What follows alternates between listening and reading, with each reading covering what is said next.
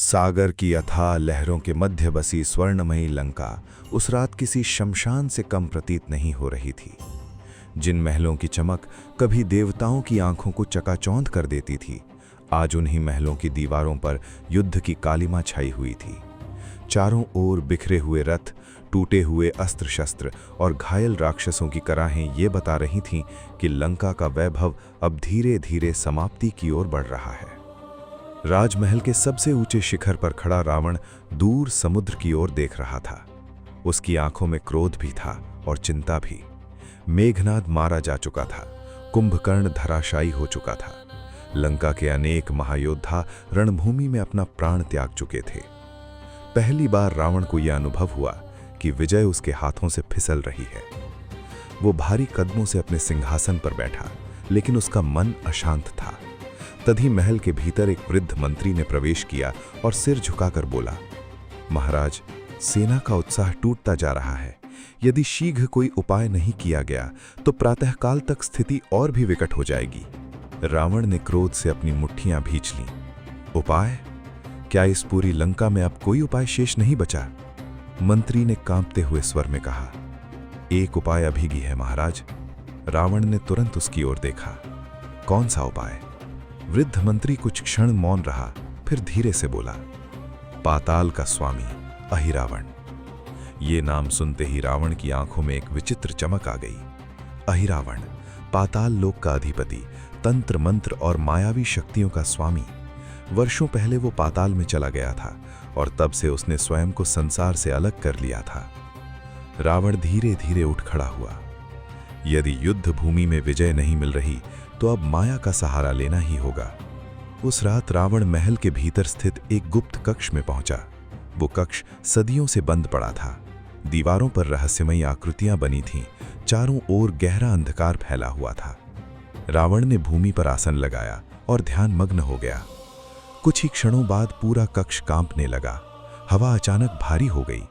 कक्ष के मध्य काला धुआं उठने लगा और उसी धुएं के भीतर से एक विशाल आकृति प्रकट हुई। उसकी आंखें अंगारों की भांति चमक रही थीं। वो अहिरावण था। उसने गंभीर स्वर में पूछा, रावण, इतने वर्षों बाद तुमने मुझे क्यों स्मरण किया है? रावण ने कहा, लंका संकट में है। राम और लक्ष्मण के रहते मेरी विजय असंभव है। अहिरावण मुस्कुराया, तो तुम चाहते हो कि मैं उन दोनों को समाप्त कर दूं? रावण ने तुरंत उत्तर दिया, हां।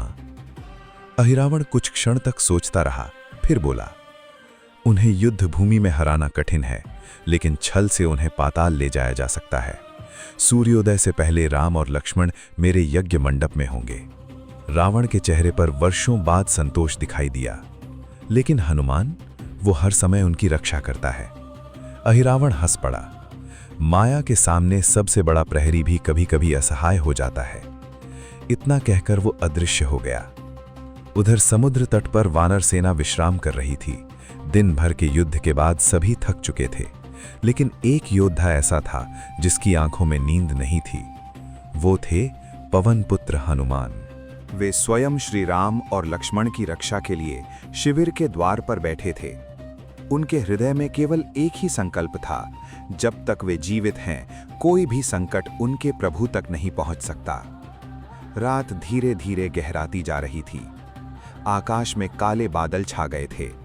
समुद्र की लहरें असामान्य रूप से ऊंची उठ रही थीं। तभी दूर से विभीषण आते हुए दिखाई दिए।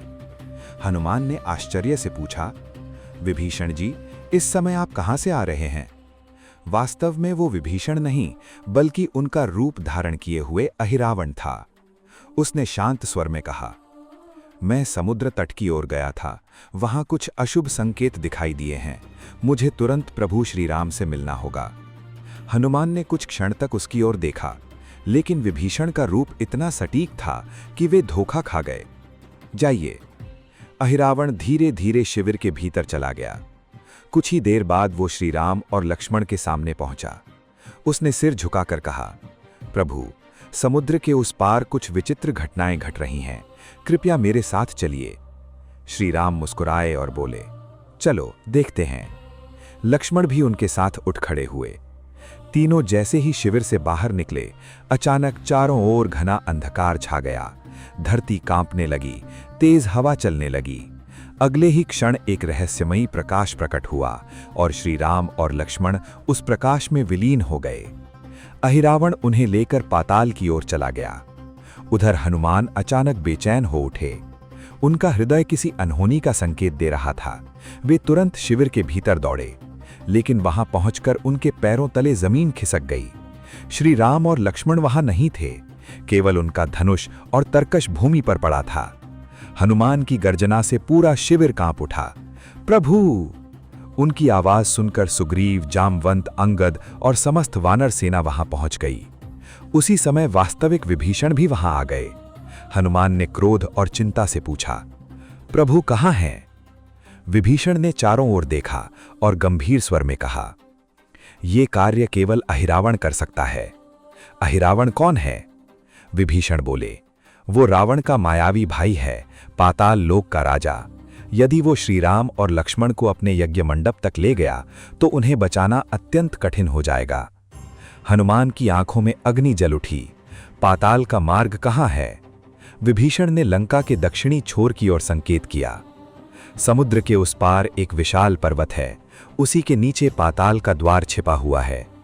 हनुमान ने बिना एक क्षण गवाए आकाश की ओर छलांग लगा दी। उनकी गति इतनी तीव्र थी कि बादल भी उनके पीछे छूट गए। कुछ ही समय बाद वे उस पर्वत के सामने खड़े थे।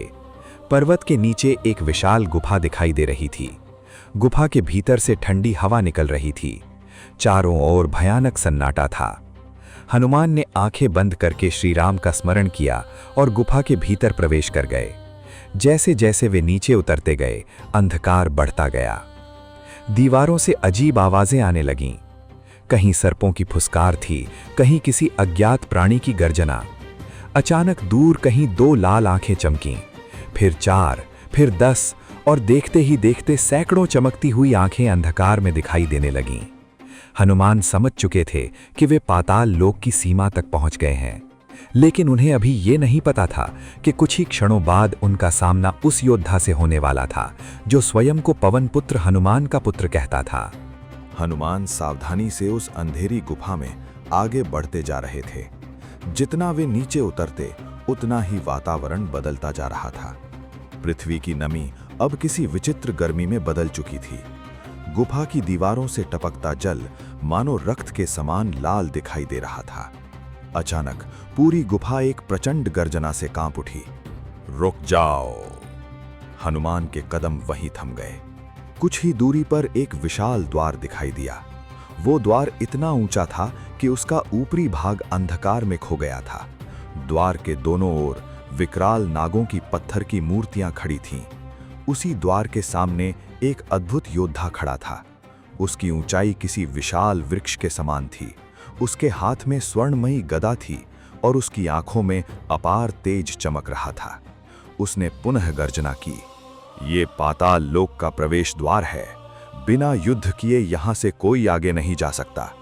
हनुमान ने शांत स्वर में कहा, मैं अयोध्या के महाराज श्री राम का सेवक हूं।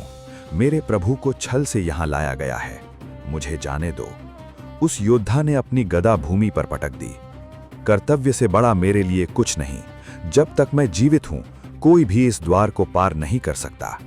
हनुमान ने उसकी ओर देखते हुए पूछा, तुम कौन हो? युवक ने गर्व से उत्तर दिया, मेरा नाम मकरध्वज है। और तुम्हारे पिता कौन हैं? ये सुनते ही उसकी आंखों में चमक आ गई। मेरे पिता स्वयं पवन पुत्र हनुमान हैं। एक पल के लिए हनुमान भी स्तब्ध रह गए। उन्होंने आश्चर्य से कहा, मैं ही हनुमान हूं, फिर तुम मेरे पुत्र कैसे हो सकते हो? मकरध्वज ने अपनी गदा नीचे रख दी और बोला, जब आपने लंका दहन के बाद समुद्र में छलांग लगाई थी, तब आपके शरीर से गिरी पसीने की एक बूंद को समुद्र में रहने वाली एक मछली ने निगल लिया था। उसी से मेरा जन्म हुआ।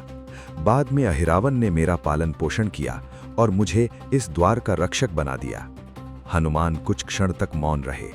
उन्हें उस युवक के शब्दों में छल दिखाई नहीं दिया, लेकिन इस समय उनके सामने सबसे बड़ा कर्तव्य था अपने प्रभु की रक्षा करना। उन्होंने दृढ़ स्वर में कहा, यदि तुम वास्तव में मेरे पुत्र हो तो मेरे मार्ग से हट जाओ। मकरध्वज ने सिर हिलाया। पिता होने से पहले आप एक योद्धा हैं और मैं भी। यदि आपको भीतर जाना है तो आपको मुझे पराजित करना होगा। हनुमान के चेहरे पर हल्की मुस्कान आई। अच्छा है, कम से कम तुम अपने धर्म से विमुख नहीं हुए। अगले ही क्षण दोनों एक दूसरे की ओर बिजली की गति से दौड़ पड़े। दोनों की गदाएं आपस में टकराईं। ऐसा लगा मानो दो पर्वत आपस में भिड़ गए हों। उस टक्कर की आवाज पूरे पाताल लोक में गूंज उठी। मकरध्वज ने पूरी शक्ति से वार किया, लेकिन हनुमान ने उसे सहजता से रोक लिया। उसने एक बार फिर प्रहार किया, फिर दूसरा, फिर तीसरा, लेकिन पवन पुत्र अडिग खड़े रहे। युद्ध धीरे धीरे और भी भयंकर होता गया। कभी दोनों आकाश में उछलते, कभी धरती पर गिरते। उनकी गदाओं के प्रहार से चट्टानें टूटने लगीं। मकरध्वज ने अचानक छलांग लगाई और पूरी शक्ति से हनुमान के कंधे पर प्रहार किया। हनुमान कुछ कदम पीछे हटे। उनकी आंखों में प्रसन्नता झलक उठी। वीर हो तुम। लेकिन अगले ही क्षण हनुमान ने अपनी पूंछ को आकाश में घुमाया और एक ही झटके में मकरध्वज को भूमि पर गिरा दिया। इससे पहले कि वो दोबारा उठ पाता, हनुमान ने अपनी विशाल पूंछ से उसे बांध दिया। मकरध्वज ने संघर्ष करने की कोशिश की, लेकिन वो मुक्त न हो सका।